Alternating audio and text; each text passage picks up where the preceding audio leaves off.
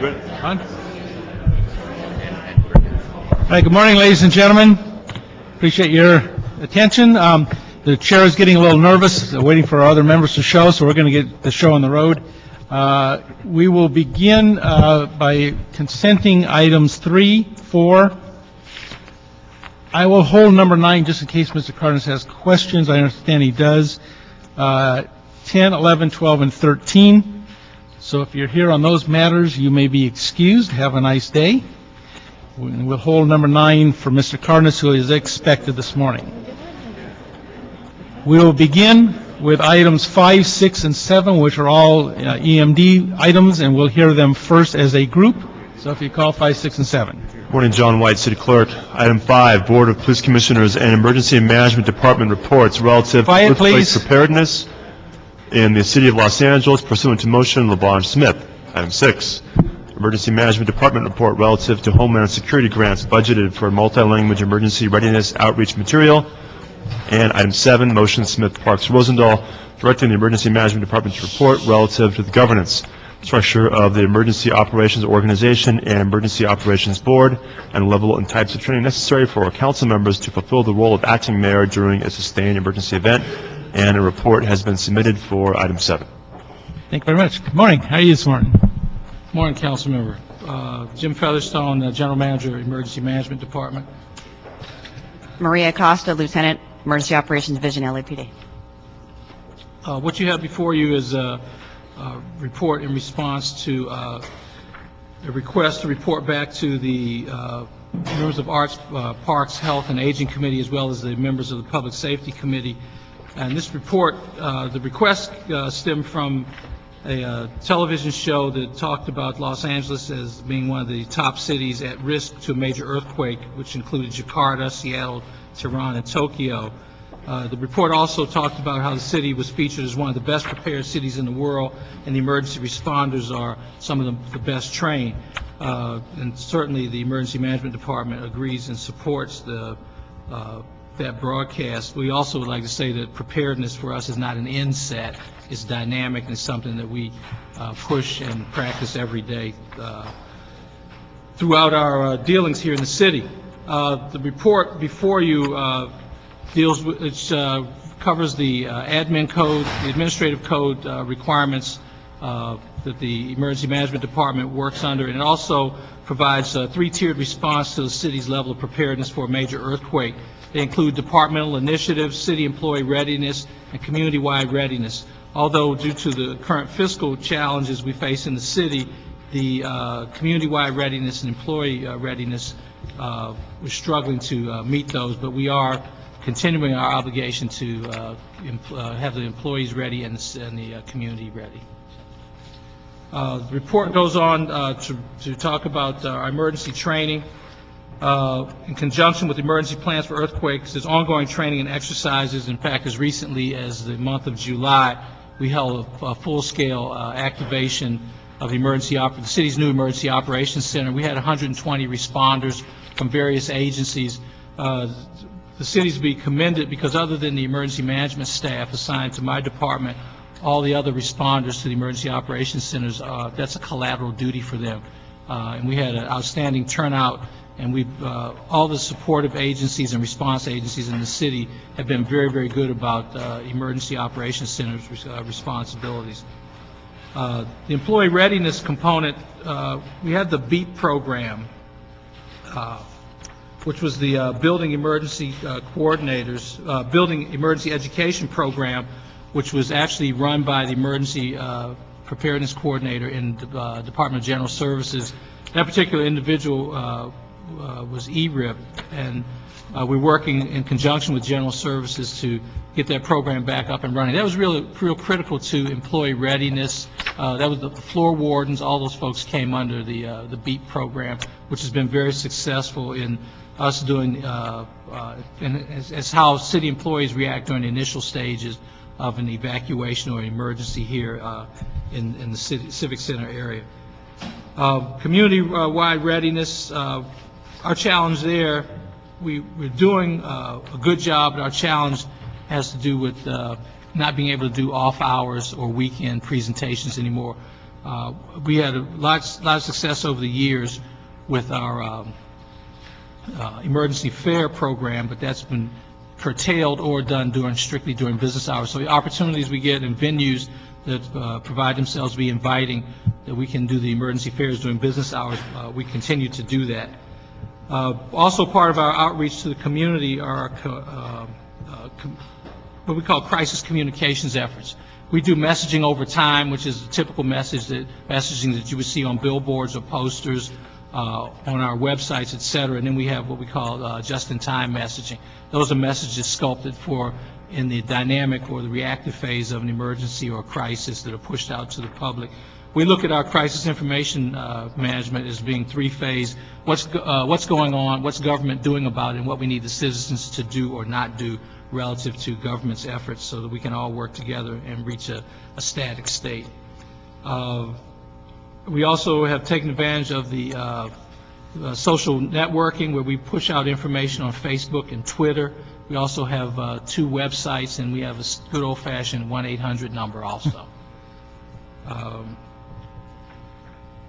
We have disaster management district program. We've come to agreement with most of the operating agencies in the city that in the event of a crisis, the city would be quadrisected, and we will use the boundaries of the 4 police bureaus, each as a disaster management district, where we would actually implement a unified area command, and that would allow us to coordinate and manage whatever catastrophe or emergency befalls the city on a large scale.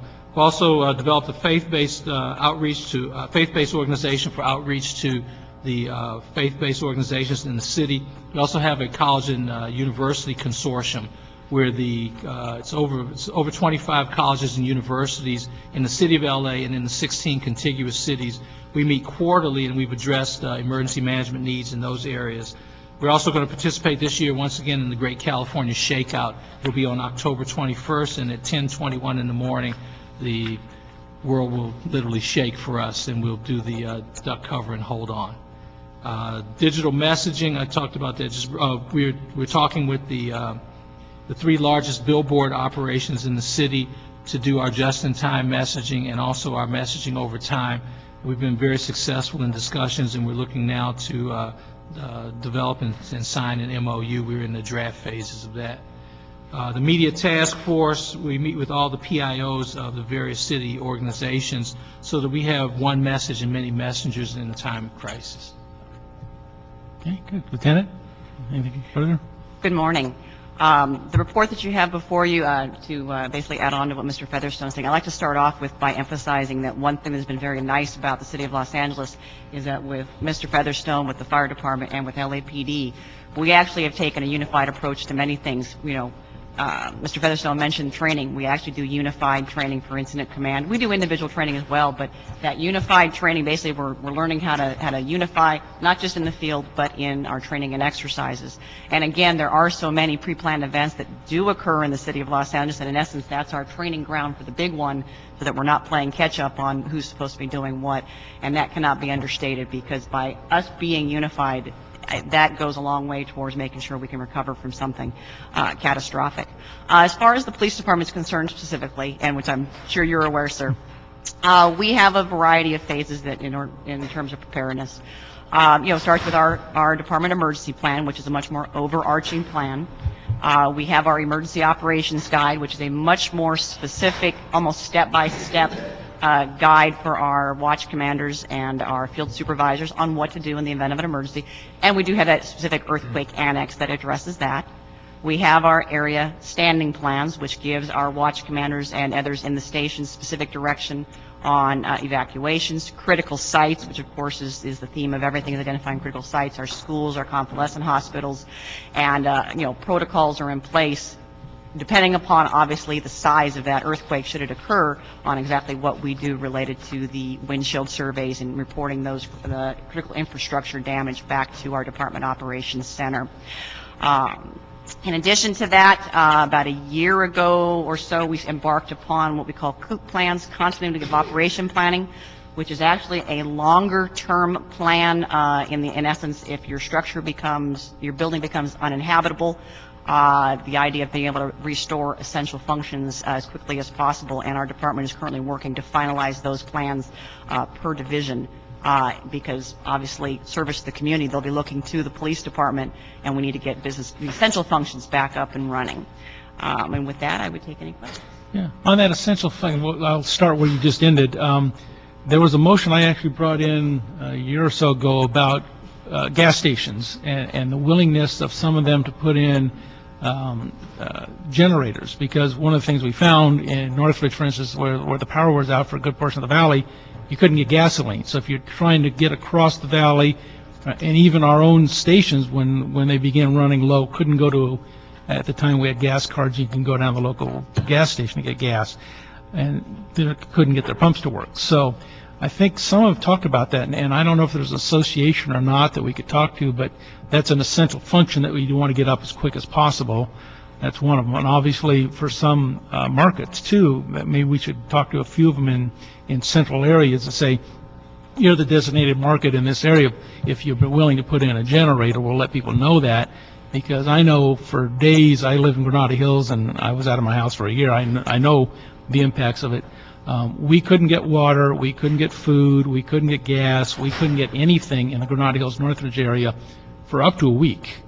And I went into one store and they said, take anything you want off the shelves, our registers don't work, so please take it because it's going to spoil. And so maybe we should look to a couple big markets in each area, a couple gas stations in each area, and ask them to do that, and then we would recognize them in our materials so people know where to go in an emergency. Might be a next good step. Councilman, absolutely. And we'd looked at one of the things we had talked with fueling stations, and we hadn't talked to markets, but that's a very good point, because that's certainly a commodities distribution point, is that if the business wasn't willing to put in a generator, at least be willing to do the electrical work so that the towable generator could be plugged in and support the business. So, and a lot more businesses were more interested in that for obvious reasons, for cost reasons. But if in a crisis, if they don't have a generator on site, but at least have the receptacle so that the towable generator could power their business. We've been looking at that. We could always assist too. Maybe we should ask FEMA if they would do a loan program or something, a loan financing program for companies. It's a $10,000, $20,000 investment for those good-sized generators. Well, the FEMA administrator will be here Wednesday at our annual emergency management workshop. Yeah, no, drop a note in his ear. A couple other things. During the budget, we lost a number of the emergency coordinators in the other departments, and we had some discussions about keeping a couple of those alive. Have you given, or can you give us a kind of a good look at the citywide organization, say where we've lost those departmental emergency coordinators, because I know a number of them cut them in budgets, and where we were able to save them, and what holes have now been created that we need to be cognizant of? Certainly, Public Works is a critical one. But where else did we lose those coordinators in the budget? We lost, actually I lost two people from my shop specifically. Public Works, even though the position there is special funded, it hasn't been filled. It's still in the managed hiring process. All right. One thing, and I'll tell you, and I've told other general managers, particularly the police department, if you got problems with managed hiring, please let us know. Yes, sir. Because those folks work for us, and I think the council's been very concerned about positions that have been left vacant for 6-9 months to try to save money, but they're critical functions. And you use a GM, go over there and say, we need this, and then they sit on it, and they don't tell us. And I think there's some that we'd be concerned about, so let me know those kind of things. So you have how many positions? We have one position, a special funded position that was actually funded through sanitation that's in the managed hiring process. We lost two positions in my shop. The other one was?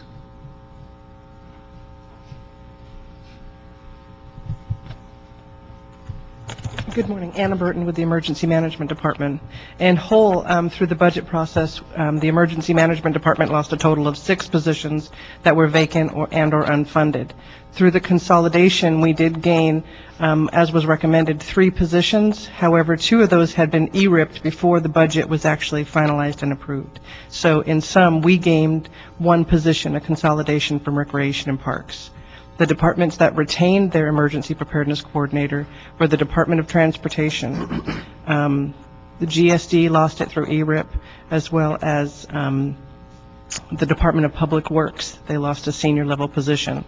Sanitation, who is special funding a position that's the vacancy in our department, still retains their senior level emergency preparedness coordinator too.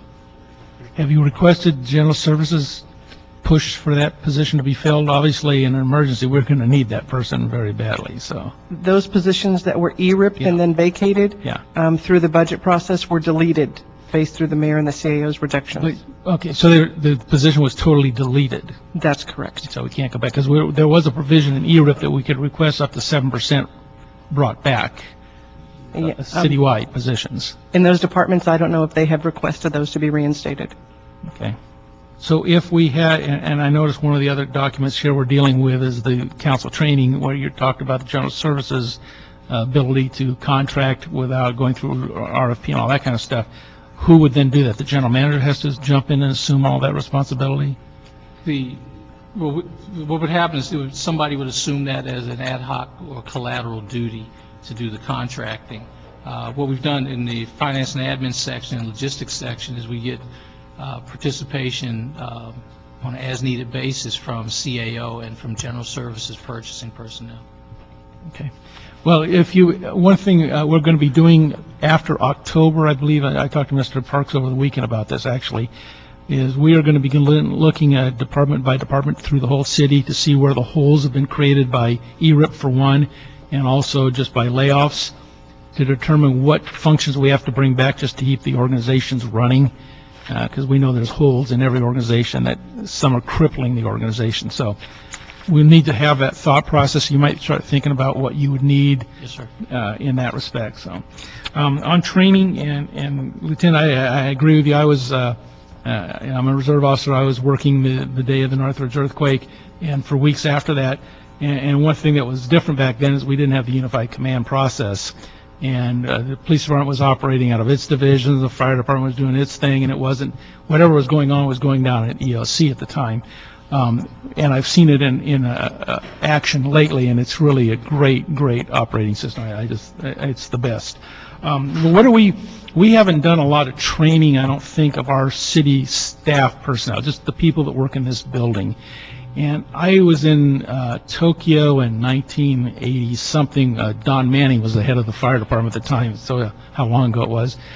They actually do a citywide drill in Tokyo, and they have about 1 million people participate, and they actually evacuate all the corporate offices downtown and stuff.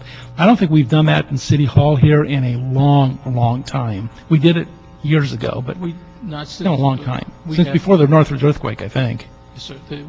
We did it for real. We had like a magnitude 5 shaker over a year ago. The Chino thing, yeah. Yes, sir. But you're right. But did we evacuate the building on that date? Yes. Did we?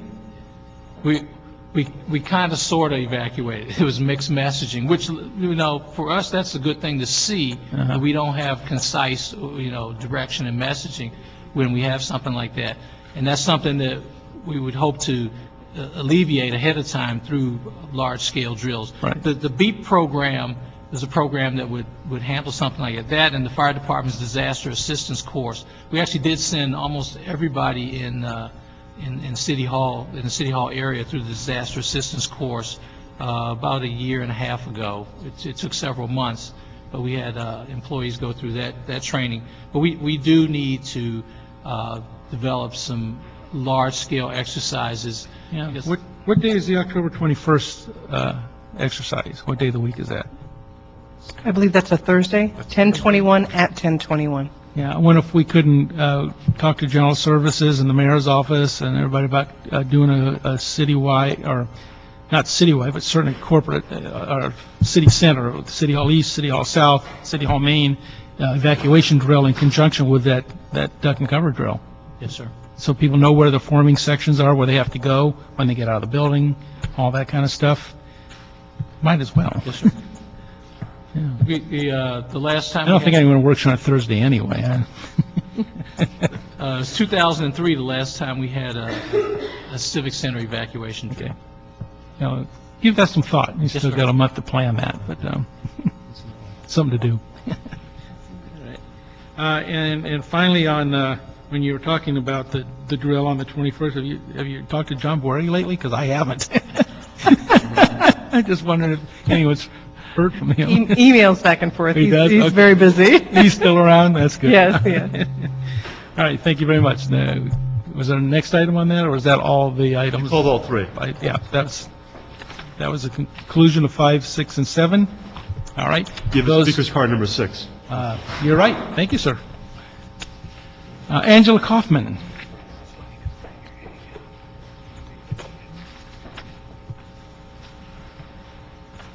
Morning. How are you doing? Good morning, Councilman. I'm well. I wanted to speak to number 6. As we talk about multi-language emergency materials, I'd like to ensure that those materials are also made available in accessible formats for people with disabilities, and that funding goes along with that. Great idea. That's the comment. Yeah. I know in fact, is it number 8 that talks about that too? Disability, or what was? 8. That's just for the deaf. Correct. Maybe that's where we should include that, into that number 8 item. I think there's other issues to include in 8, but I also believe that whenever we talk about making materials accessible to people in general with other languages, if we can include the accessible formats Yeah. in that funding, it makes the burden from our department to have to pay for it at the end, as opposed to having that included up front. All of our budgets have been cut. Part of that is our printing budget. This makes it very difficult for us if it's not included also in that package. Ms. Featherstone, as far as the Emergency Operations Board and Center operations go, do we have representatives there in disability as well as from the deaf community? We do have representation. We do have a designated seat in the Emergency Operations Center, and the draft language, which is currently in the mayor's office for the administrative code change, has the Department on Disabilities as a member of the EOB. It requires an ad code change, but Okay. we certainly support the Department Yeah. of Disabilities as a member of the EOB. Yeah, we should do that. Good. So that's coming along. It's in the mayor. The language is out of my shop. It's Okay. moved over here. All right. Let's make a note to ask the mayor's office where that is, and we'll see if we can get that moving. That's a good idea. I think we should do that. Ms. Kaufman's really good about letting us know what's going on up front, but our shop, like her shop, has a challenge with money and people, because she brings up issues that no one can argue with, that they're the right thing to do and they make good sense. It's just, we push forward as Yeah. best we can. Yeah, well, you got to keep pushing, remind people.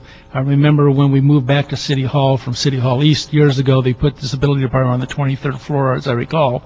And we said, okay, the elevators break down in an emergency. How do we get the people in wheelchairs out of this building from the 23rd floor? Nobody had thought about that. So you got to keep pushing. I appreciate that very much. And just as an update, I don't know if Mr. Featherstone knows or not, the Department on Disability is actually in the process of purchasing evacuation chairs for any city building 3 stories or above. And in addition, we're in the process of purchasing 4 portable lifts for rec and parks to use at the shelters Great. if the need arises. Good. Very good.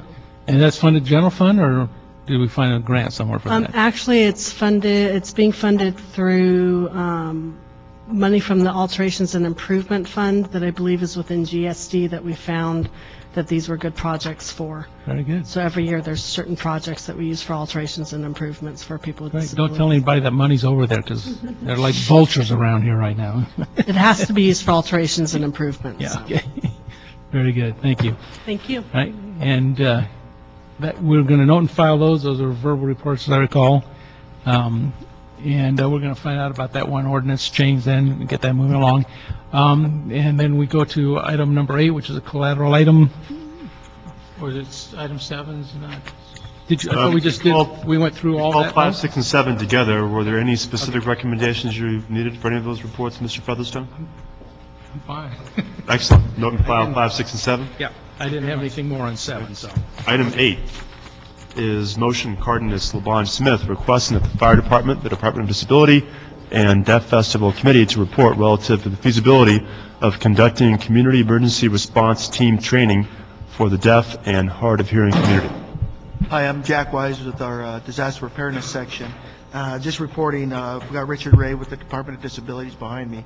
Just to report that we currently provide these trainings, the CERT training. We've done a number of them throughout the years, and we always reach out to the Department of Disability to get an interpreter when we have these type of classes. So we are currently doing them as needs arise. Okay. So do we have to just wait till we get enough people of interest to do that? Is that how we're doing it? When the requests come in for the class, if there's special needs, interpreters, whether it be Spanish, Korean, we assess at that time whether we need interpreters of any kind to provide that class. Yeah. But for a deaf person, which is a little different than the interpreters, which we have a lot of, for the deaf, we have contracts, as I recall, contracts with... We reach out to the Department of Disabilities to provide the interpreters for those classes. Okay, so they have people on staff, or they contract for that? We used to contract for that with GLAD, I think it was. I'm not sure how the contracts go, quite honestly. I know Richard's here. Okay. He's not able to. Richard, is it a contract vendor, or is it people on staff that provide the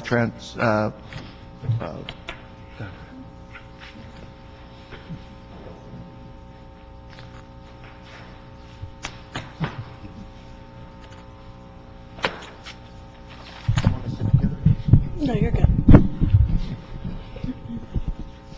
I just received information about this meeting last Friday, so I did not have time to arrange for a sign language interpreter on such short notice.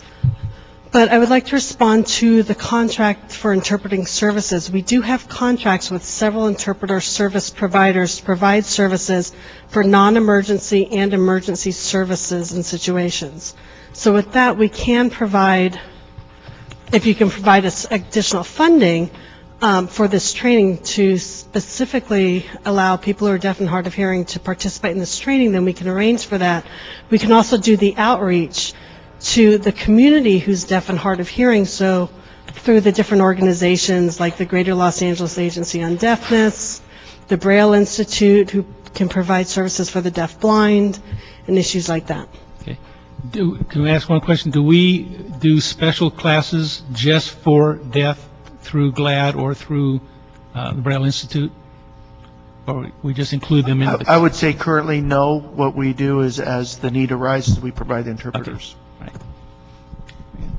Councilman Eduardo Soriano Hewitt, Councilman Tony Carter's office. As you all are aware, we host the annual Deaf Festival in Woodley Park every year. We've gone from roughly 1,000 to maybe 4,000 in 7 years. Fire department has this pretty strong presence at our festival, and also the nonprofit group CERT, in addition to Los Angeles Police Department.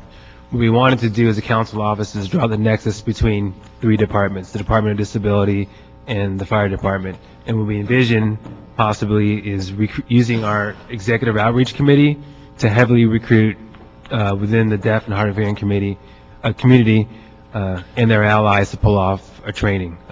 We don't expect both Fire and CERT to do this citywide, but we believe that our initial outreach efforts can be piloted, starting, for example, in Van Nuys City Hall. Then we can multiply that in different regions of the city: South LA, the East Side, West Valley, and also where we're located in Northeast Valley. So the purpose of this motion is to start, the foundation for the deaf and hard of hearing, and also possibly extend that to other disability groups within the city to the extent it's feasible. We believe that once we pull off our first series of meetings, or we have the first graduating CERT class, we can look at the staffing and resourcing requirements needed for both DOD and also possibly maybe overtime for Fire and additional resources for CERT to replicate a training program for the the deaf and hard of hearing and other disabled groups. Okay, so at this time, you're coordinating this now through your executive committee? So Correct. we're getting this to happen without any, you don't need any orders to do that, it's happening already? No. That's what counts, so, Mhm. very good, excellent. For the record, we've been joined by Ms. Perry. Ms. Perry, you have any questions? Very good. Thank you very much for the verbal report, and thank you, Mr. Cardenas' office, for spearheading this. I know it's a great thing, and appreciate it. Thank you. Thank you. That's note and file? Yes, sir. Council members, item 4, a CA report has been submitted. It's not referenced on the agenda. You approved item 4 as consent. Do you want to approve the CAO report with that action? Was that, let me see, was that the one I got? That's the UASI grant? Yeah, that's the one I got, yeah. Okay, thank you. Yes, we'll approve the CA report. Thank you, sir. Recommendations. You have items 1, 2, and 9 remaining on your agenda. Okay, Mr. Cardenas still isn't here on number 9, so let's go to number 1. Item 1, Board of Police Commissioners report relative to modifying the Los Angeles Municipal Code to authorize the Commission's Executive Director to approve police permits under certain conditions. Good morning, committee members. Richard Chief-Hank, Executive Director of the Board of Police Commissioners. Before you is a request to modify the city ordinance to allow the Executive Director, at the direction of the Board of Police Commissioners, to have authorization to approve a number of routine permits. In the current process, an applicant would make application to the Office of Finance. It then forwards to the Commission Investigation Division, who does an investigation, and ultimately that permit would then go to the Police Permit Review Panel for consideration and issuance. In calendar year 2009, as an example, there were 15,411 permits were submitted, 15,391 were approved, 20 were denied. And the denials were for a variety of reasons. The issue that we have is that the Police Review Panel meets every other week. So an individual who wants to do business in the city, and I'll just take an example of being an antique store, they must have a police permit. If they don't have that permit, they can't open their business and do that legal operation. So they could get caught in the vortex of time and basically have to go a month without being able to have their business operate, which is just a rudimentary approval. Our biggest volume of permits is alarm permits. I use the example often as is referenced in the report. Several years ago, the city ordinances were amended to allow the Board of Police Commissioners to designate to the Executive Director the issuance of special event permits and also variances. The current state of the ordinance is I, at the request of the LAPD, can authorize 500,000 people to march up Broadway, but I can't authorize an alarm permit to be given. It must go to the panel. So with this process, what it will do is it will expedite and be far more efficient to the business community, be far more efficient to our panel, and our panel will still have a role. Those permits that are denied, the first level of review would be a meeting with me directly, and if I sustain the denial at that point in time, it would then, they could appeal it to the Police Permit Review Panel, where they would have jurisdiction of a denial. So it still has a role for the panel. I have discussed this with the chair and vice chair of the panel. They're in total support of this process. They believe it will greatly become more business friendly and be able to get individuals involved in business much quicker. And as I said, I think the numbers speak for themselves. 15,411 and 15,391 of those were just basically approved. Yeah, and then of the 15,000, how many will be approved over the desk rather than through the commission? They would all come to me for approval. Basically, what would happen is our Commission Investigation Division would finish whatever process there is. They would give to me what we call currently a calendar, which is the same document that goes to the panel. That calendar could have, example, 40 or 50 alarm permits on it. I would have one signature which would approve all of those attached documents. So internally, the process we would see, as our staff generates those calendars, which could be daily or weekly to me, they would be immediately approved. Individual would get their permit and begin lawful operation. Yeah, and I have no problem with that. I'm just to the point, if you're saying there's only 20 that were disallowed, what becomes then the function of the review panel? Well, the review panel would still have their process would be for those that are suspended, revoked, or appealed on a denial. The variety of their time now is spent on revocations and appeals of First Amendment type revocations that are going to take place or denials of those permits. That's the body of their time. Oh, it is. These type of permits are just rudimentary on the calendar. Yeah, They will just have those. There would have been consent items. Absolutely, they're all consent items. Like the alarm applications, we're processing now with our new false alarm management system. We're processing about 600 to 1,000 alarm permits each month now, and so those go to them as a calendar. They don't approve each individual one; they approve the body of the calendar. Most of their time is taken up in hearings for revocation of permits for massage therapists, consideration of permits for First Amendment adult entertainment type activities, revocation of tow operators and those type. That is the bulk of their The time. 15,000 you referred to are just this section of Absolutely. what they do. Okay. Just basic approvals. Yes, sir. Barry? All right, so what you need is instruction of the city attorney then? Yes, sir. All right, that'll be the order of the committee. We will request city attorney to draft the appropriate ordinance. Thank you, sir. Thank you. And item number 2? Item 2, Board of Police Commissioners report relative to the Police Department's plan to promote academy training services.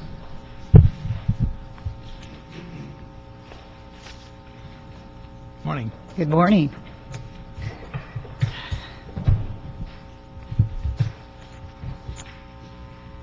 Currently, as everyone knows, with the Your name, budget, please? sorry, Your name. Michelle Veenstra, being officer of training division, and with me today is Bruce Bernard, who's in charge of the post unit. So how's your retired husband doing? Good, thank you. All right. Currently, what we've looked at is what we're proposing is that we're allowed to pretty much charge a little more for our classes and open it up to other agencies.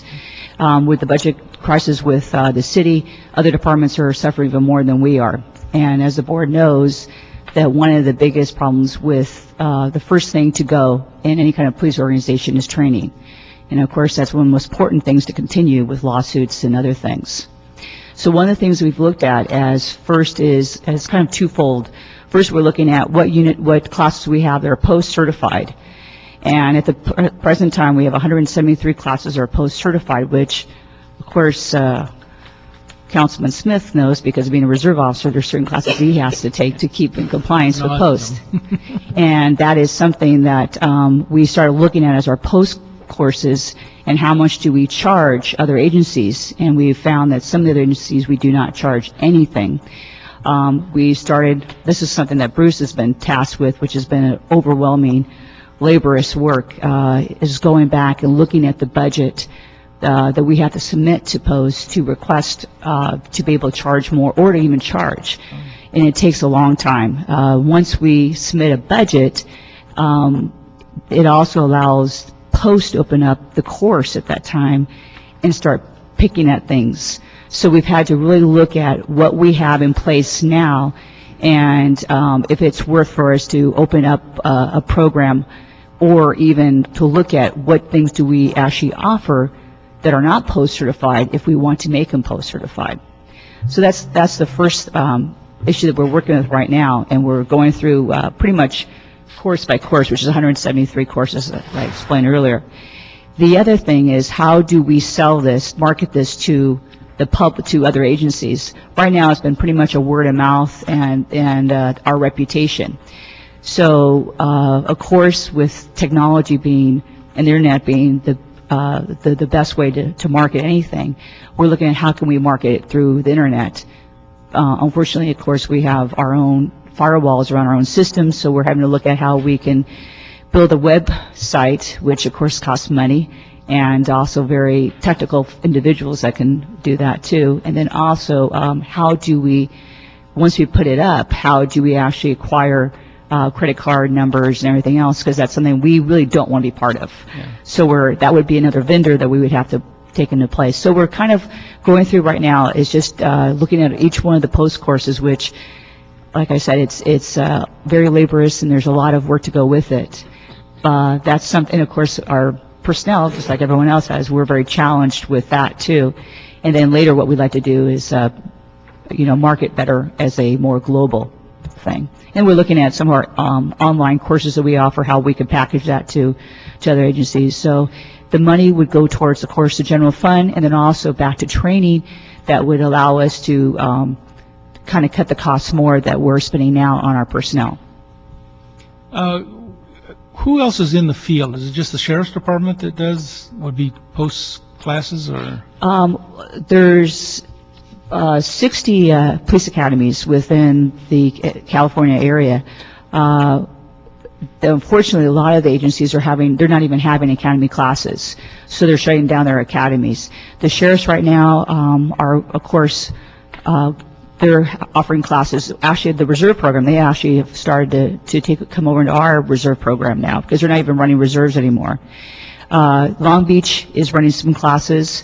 San Jose is also running some classes, and then some of the smaller colleges are too. But a lot of people are hurting for training right now because just because of budget.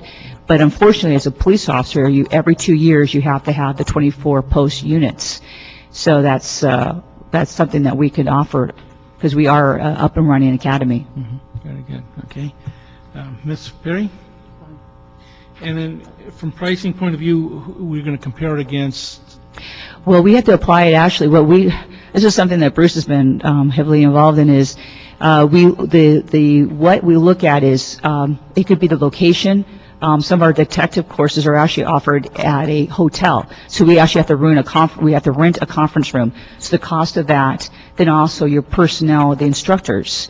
The detective courses aren't as demanding on how many instructors ratio you have to have, but when you start to talk about self-defense or firearms, you're talking 1 to 5 per student. So that's also an additional cost too. And then of course we have with all the books and material that goes with it too. So there's a lot of different things we look at for the price, but then we submit that to Post, and then Post can say, well, no, we're not going to allow you to charge that much. You can only have this certain amount in between.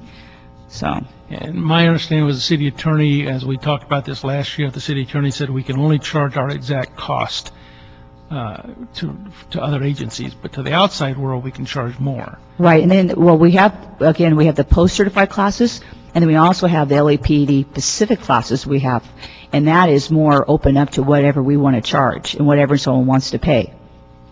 Okay, so we're looking at all those options, and then also the whole online, you do a lot of good online stuff. Right. So we're looking at all kinds of different things that we could offer, because we already have it in place for our own personnel that we could actually offer to also to other agencies.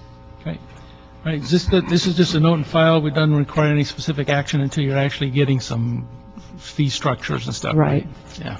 So when do you think Post will give us some answers on? Well, we've got a couple courses right now that we've already gone into place. It is so time consuming that each course takes so long, and sometimes, Bruce, we've sat down and decided that we're only going to charge. Post has like a shorter amount. It says $100, and that's what we're just charging, because it's just easier than to wait for them to respond to us, which could be 6 months later, and they can say, oh, by the way, since the course is now open, we're going to look at other things, and you can't even run that course until that time. So what we're doing is we're prioritizing what we think is what we get our biggest bang for right now, things that are, we just did the homicide course, which we were able to, how much was the change on that? Approximately $200 more per head based on revising the budget. Right. But it's very long. You have to go, like you were saying, everything is by detail, and you have to justify exactly what are you charging for, too, so.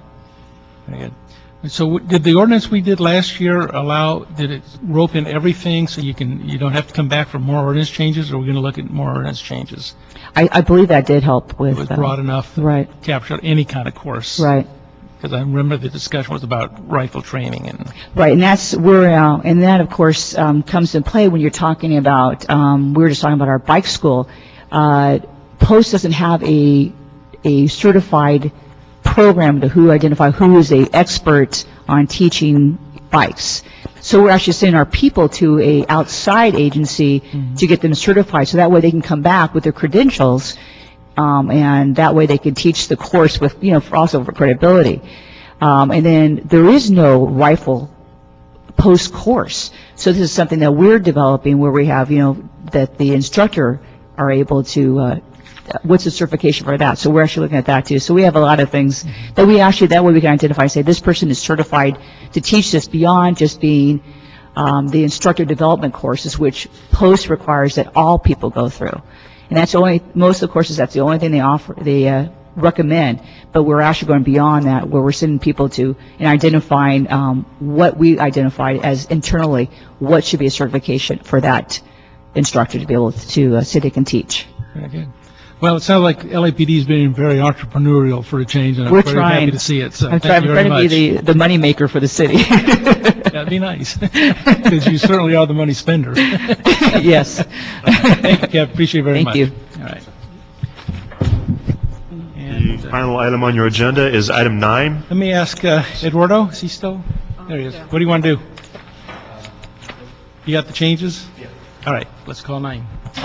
Item 9, see a report relative to purchasing property located at 14630 through 14666 Plummer Street in Arleta for a new Fire Station 7 using surplus Proposition F Fire Facilities General Obligation Bond Program savings. Good morning, council members. My name is Ramon Soto. I'm with the City Administrative Officer.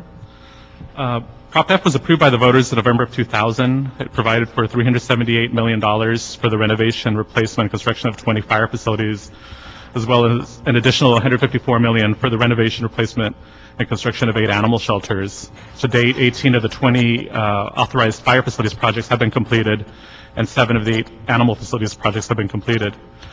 In April of last year, the mayor and council added a new project to, using savings from Prop F to replace Fire Station 7 in Arleta using program savings and interest. Since then, the fire department has been looking for a suitable location for that new station. Separate from that, in October of last year, the council authorized another new project to replace Fire Station 39 in Van Nuys. That is also in the land acquisition process at this time. But back to Fire Station 7, it's taken a while to find suitable property, but the fire department identified a site at 14630 Plummer Street, just west of Van Nuys Boulevard. It's about 0.8 of a mile northwest of the current Fire Station 7. The fire department recommends a site, given its size, which is about 1.9 acres, which gives it more flexibility for staging operations.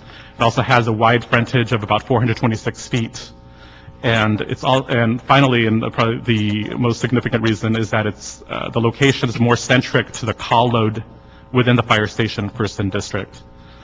The expected cost of acquisition is about $3.2 million, and the total budget for that project is about $27.6 million. So our recommendation is that the mayor and council authorize general services department to negotiate and purchase the said property. So with me is also Chief Frazier, Chief of Staff of the Fire Department, and of course Eduardo Hewitt for the Council District 6. Okay. Chief, you have something to add to that, or? No, Fire Department agrees with the CAO that this is an ideal site with the construction of new Fire Station 81 that substantially carved into Fire Station 7's existing district, and so this moves Fire Station 7 to the north and west and provides coverage for an area that has none now. Okay. What kind of station is 7? 7 is a single engine with a rescue ambulance. Okay. And does the 1.9 acres give you adequate space so you don't have to back in and out? You can make the turnaround? That's correct. It would have a drive-through capacity and a substantial yard for staging and so forth. Drive-through, like you can get a Coke and a coffee too, or? It makes it so we don't have to block the street when we're coming back from a response. That's right. All right. Eduardo. For the past, Eduardo Soriano Hewitt, Councilman Tony Carnes' office.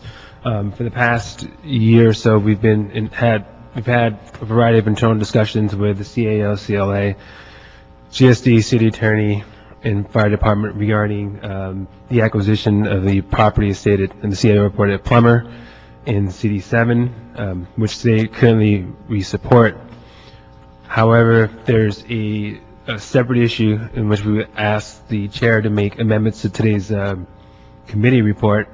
To amend the committee report to instruct CAO, GSD, and the City Attorney to not close escrow on the Plummer Street property until the purchase of 12477 and 511 Sheldon Street is purchased in Sun Valley. The property the owner of the property at Plummer Street is the same property owner at Sheldon. Internally, there's some issues that need to be, administrative issues that need to be resolved between GSD and the CAO relative to this property at Sheldon Street, which is a property that will be purchased with Prop K funds for recreational use. It is our hope and our intention that the purchase of both of these properties can run concurrently, and we'd like the committee report to reflect that. Okay. Let me ask you then, this other property, Sheldon, how close are they to making a deal on that? 1 second. Reoccurrence of the CAO's office is coming up. Okay. Obviously, what we don't want to do is delay a fire department project for too long. Good morning, Maria Cardenas. We hope to get some recommendations before the Proposition K Administrative Oversight Committee meeting this month, and if we don't have any problems with that, we're pretty close. Okay. So could we why don't we do this, and we'll accept the language. Chief, do you have any problem with that? Providing there's not a substantial delay. That's what I was going to add. And they will report back in 60 days the status then if we haven't got a deal. That's fine. So we can take another look at it. So we'll accept the language with a 60-day sunset on it, that it comes back to us if we haven't got a deal by that time, or actually just let us know that we have got a deal. Ms. Perry, is that okay with you? No, that's good. Okay. You have any other questions? No. Okay. So that'll be, if that's good with everybody, that'll be the order. All right. Thank you very much. That'll be the order of the committee. Thank you. And that brings us to the end of our agenda, I believe. We have one public. I have one public comment. Yes, sir. That's it. All right. Joan Taylor.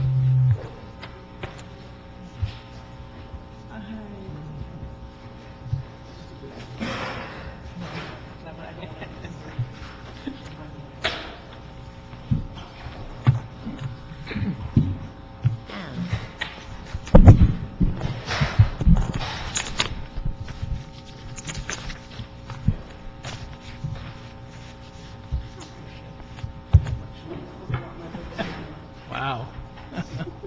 Thanks. I'm Joan Taylor, and I would like to partially read my request because it's a very serious request of the committee and very urgent request. I ask this committee to motion the entire city council to overrule the illegal and the criminal intent orders against LAPD policy and law by the corrupt acts of the mayor, to keep me from safety and to prevent arrests of the principal assailants, burning out my eyes and brain tissue and other body harm. And this has been recorded by the police time after time, daily, 24/7. This is the second worst electronic abuse in LAPD records since 1974. This is not just a minor neighborhood quarrel. This is a paid criminal harassment. It's paid for by the dental industry, and again, the payoffs to various city officials through the years has been evident by the lack of safety for me. And I'm asking this committee to motion the entire council to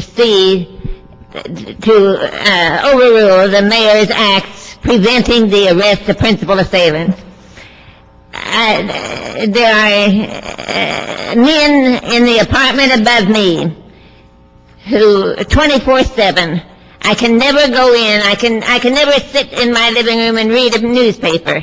I have to go to sleep if I dare under foil mats of all the ignominious